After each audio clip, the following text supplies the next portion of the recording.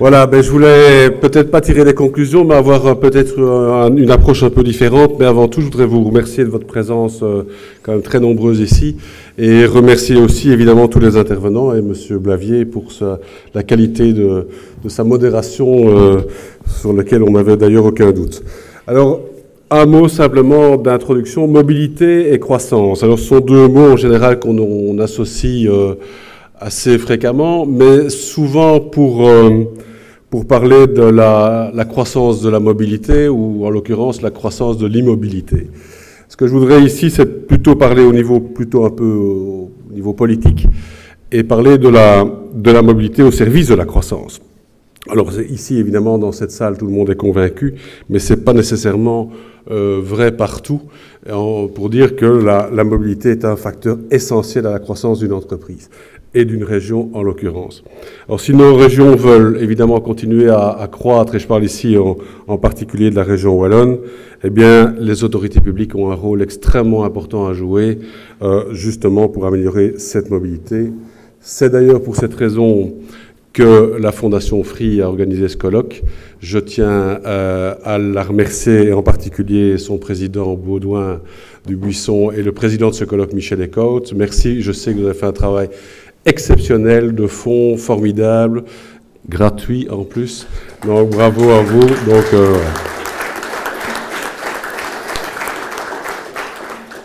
en ce qui concerne la Wallonie, donc on peut dire que je pense que la mobilité a une importance à 3 niveaux. Donc je regarderai 3 niveaux. Le premier niveau est le niveau international, et on a évidemment on y a fait mention tout à l'heure.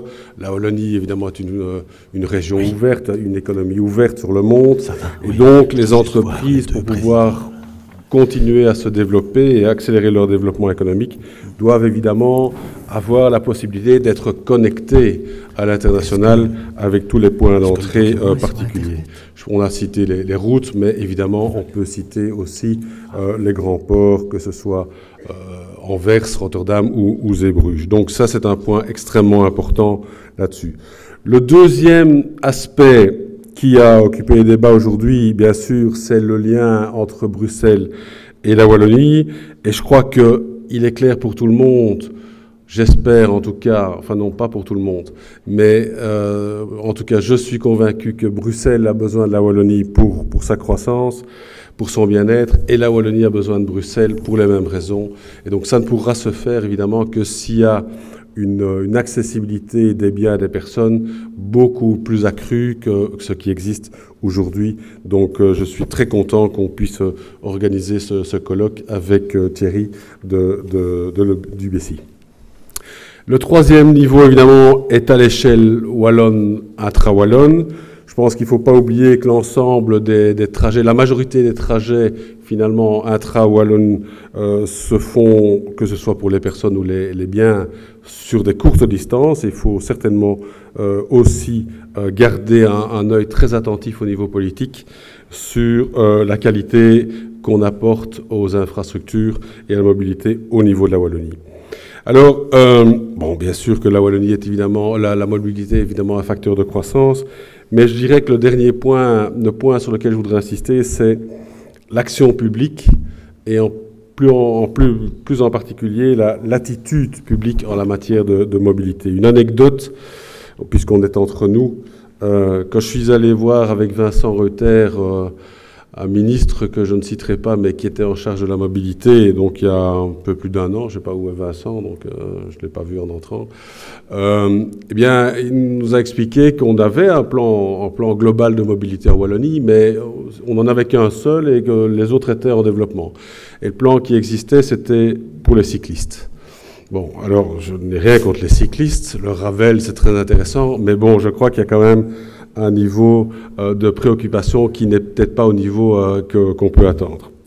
Alors, au niveau wallon, évidemment, bon, l'Union wallonne a, dans son mémorandum aussi, mis en perspective ces aspects de mobilité, le mémorandum pour les élections du 25 mai, et on a notamment proposé de rationaliser les structures, d'utiliser d'une façon plus efficiente les budgets qui sont quand même déjà très conséquents au niveau de la région wallonne.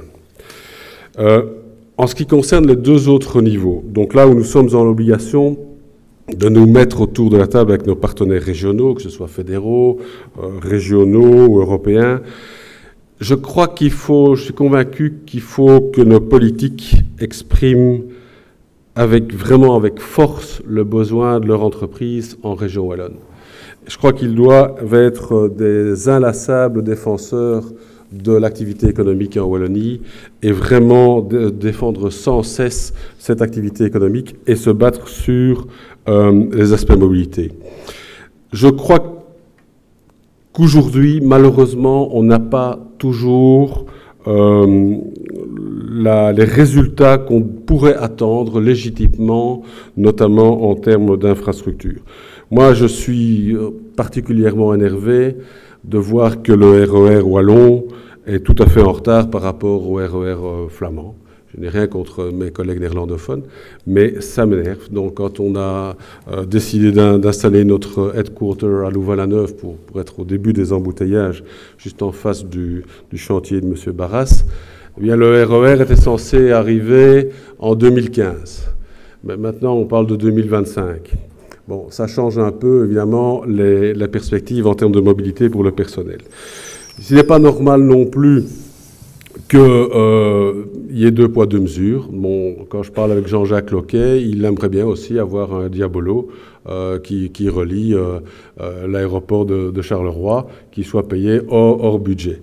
Et bon, je citerai encore un exemple dont on n'a pas beaucoup parlé ici. Jusqu'il y a peu, il n'y avait pas un seul représentant du sud du pays qui était autour de la table pour la discussion de la réforme en cours du droit maritime, alors qu'on sait évidemment que l'importance de la voie d'eau, que ce soit en terre ou en mer.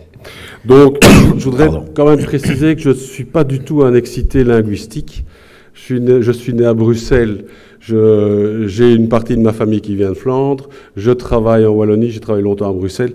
Mais malgré tout, je pense qu'il y a des choses à faire au niveau politique wallon. Et on parle souvent des transferts nord-sud. Je crois qu'ici, si on ne réagit pas suffisamment, et je crois que c'est l'occasion ici après les élections du 25, eh bien, on a insidieusement des transferts sud-nord qui se font. Donc voilà, il faut simplement réclamer ce qui est dû, nos moyens légitimes, pour pouvoir continuer le développement économique de la Wallonie. L'horizon 2022 approche à grands pas, et on aura besoin de tous ces moyens. Et voilà, c'est pour ça que l'Union wallonne des entreprises s'engage aussi pour faire de la mobilité une de ses priorités, que ce soit pour le développement économique de la région wallonne et aussi, évidemment, les relations avec la région bruxelloise. Je vous remercie de votre attention. Merci Jean-François Héris. Thierry Wilmark. Eh bien, Jean-François, si ça t'énerve de voir que le RER flamand se développe plus vite que le RER wallon, moi, ce qui m'énerve, c'est qu'il joint Louvain à Zaventem et Zaventem à Malines. Et rien n'est fait pour améliorer la mobilité de ce RER flamand vers Bruxelles. D'autre part, quand on parle de l'élargissement du ring décidé par la région flamande, c'est pour fluidiser le trafic entre les deux E40 et donc d'améliorer un trafic de marchandises entre ce qui vient de Flandre et qui retourne en Flandre. Rien pour Bruxelles non plus. Bon, cela dit, j'avais un peu peur en voyant mon ami Yanniac ici participer au second panel. Allions-nous devoir soudainement acheter des tickets de loterie nationale dont les billets gagnants nous octroieraient l'accès à Bruxelles? Il m'a rassuré, il est occupé par d'autres soucis que celui-là. Je reviendrai, si vous le voulez bien, à ce que le professeur Thys nous a annoncé, développé et magnifiquement bien présenté, je trouve, et dont il faut retenir, je pense, que la densification de l'emploi est source de créativité et donc de croissance. Une amélioration de la mobilité, dès lors, peut aider à cette densification, mais a aussi pour corollaire, dit-il, une extension de la résidentialité. Il faut donc là prendre sérieusement ce problème en main. Il ne se résout pas du jour au lendemain, Mais pour le long terme, la politique de logement et d'aménagement du territoire sur la région bruxelloise est évidemment un point très important. À Bruxelles, dois-je vous le rappeler, 55% des entreprises citent la mobilité comme problème numéro 1 pour leur compétitivité, loin devant la fiscalité, qui n'est déjà pas avantageuse à Bruxelles, et les charges sociales ou le manque de personnel qualifié. C'est à Bruxelles, en effet, que la ville est la plus embouteillée, selon différentes enquêtes qui ont eu lieu. Chacun y perd environ 85 heures par an dans la congestion, soit près de 30% de plus que dans des villes bien moins loties de l'échantillon. Ne rien faire n'est pas une option. Et c'est le mot d'ordre qu'a inscrit Bessy en lettres d'or dans son livre blanc sur la mobilité. Ce faisant, ce ne sont pas moins de 50 recommandations qui ont été rassemblées autour de 7 axes. Des transports en public plus nombreux, plus efficaces et immédiatement. Une organisation du travail revue en profondeur, horaires et lieux. Vous avez entendu les débats et les panélistes, on a abordé ce sujet. Un grand partage des ressources de déplacement, le covoiturage, la voiture partagée, le transport en commun. Du stationnement sur et hors voirie revisité, et non pas le plan de Mme Heutebroek qui vise à supprimer 55 000 places de parking. Une véritable gestion des transports de marchandises. On a évoqué les 19 communes, 19 règlements potentiellement différents. Il y a là un travail de cohérence et de gouvernance à réaliser. Des déplacements fluidifiés à l'aide des technologies. Thierry Van Can nous a parlé d'une nouvelle fiscalité intelligente qui permettrait d'influencer effectivement le comportement des automobilistes. Mais Bruxelles ne sait pas résoudre ces problèmes seule. Et c'est pour ça que Bessy a élargi le cadre de ces analyses avec la FEB, le VOCA, l'Union wallonne des entreprises, ou encore ici avec les décideurs et experts réunis par la Fondation Free. Manifestement, les convergences sont nombreuses, même si les points de départ ne sont pas tous pareils. Rappelons que selon l'OCDE, l'immobilité pèse de 1 à 2% de produit intérieur brut sur une base annuelle, et c'est justement ce niveau de croissance auquel les entreprises et les autorités publiques aspirent. Le lien est facile, convenons-en, mais il est symbolique parce que facile à comprendre. Pour Bessy, qui s'associe pleinement avec les pistes déployées par les organisateurs du colloque et nos collègues de l'Union wallonne des entreprises, il me semble devoir retenir 3 points essentiels. Primo, pas de mobilité efficiente sans une gouvernance de haut niveau. Ce sujet a été abordé, démontré largement sous différents aspects. C'est une priorité. Il y a une nécessité de développer une vision globale, comme l'indiquait M. Ledoux. Sortir des approches trop locales, trop modales ou trop cloisonnées. Nous avons parlé des 19 communes de Bruxelles. Approcher les problèmes de manière transversale et établir un timing réfléchi de mise en œuvre. La collaboration au niveau interrégional. La nécessité pour cela de rationaliser, mutualiser certaines structures et compétences en matière de mobilité, c'est quelque chose que nous essayons de réaliser au sein de Brussels Metropolitan. Les entreprises peuvent aussi agir, et elles le font, en ce qui concerne leur personnel notamment. L'intégration de la mobilité comme facteur de production et de compétitivité. La modification des habitudes de travail. Jean-Claude Van den Bosch nous a parlé des bureaux flexibles, l'assouplissement des horaires, le télétravail. C'est une réalité qui devient sensible et mesurable. Thierry Van Can évoquait une étude que Turing et Febiac ont réalisée fin de l'année dernière. Dans cette étude ressortait également que déjà une quinzaine de pourcents de gens qui faisaient la navette vers Bruxelles utilisent l'avantage d'un horaire glissant ou de travailler à partir de 10 heures plutôt que de commencer à travailler à 8h30 le matin. Établissement de plans de déplacement d'entreprise. On a parlé de Deleuze qui évoque dans le film qu'on nous a présenté les différents moyens de déplacement différents et innovants offerts au personnel. Electrabel est un autre exemple qui, en quittant la rue du Trône pour s'installer près de la gare du Nord, a réduit le nombre de places de parking nécessaires pour ses employés de plus de 700 unités. Enfin, troisièmement, dans le cas plus spécifique de Bruxelles, quelques éléments sont essentiels.